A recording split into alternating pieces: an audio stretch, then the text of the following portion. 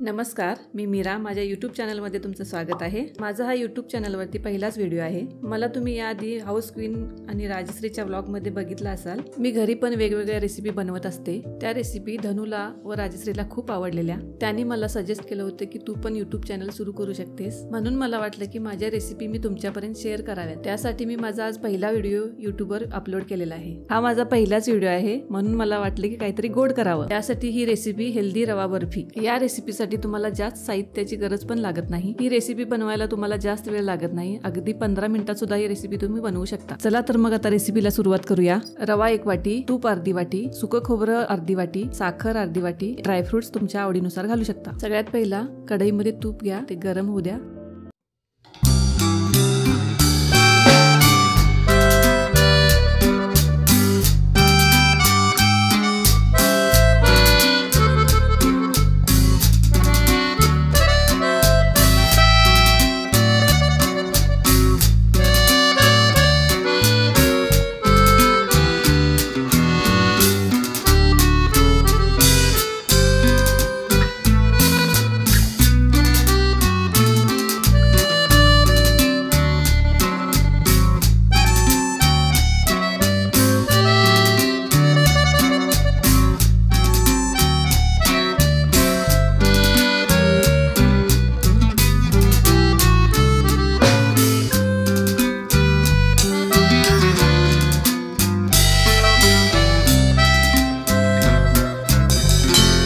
तो आता एका बाउलमध्ये आपण काढून घेऊ.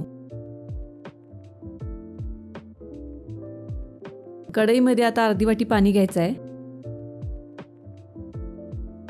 पाणी थोडं गरम झालं की त्याच्यामध्ये साखर घालायची. त्याचा एक तारी पाक करून घ्यायचा.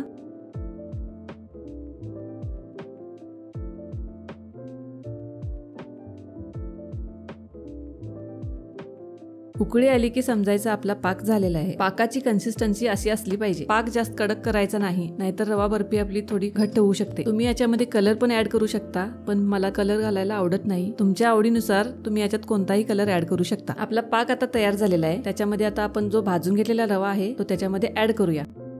तो आता 2 मिनिटं त्याच्यामध्ये परतून घ्यायचा. आपण त्यात आता ड्रायफ्रुट्स घालूया.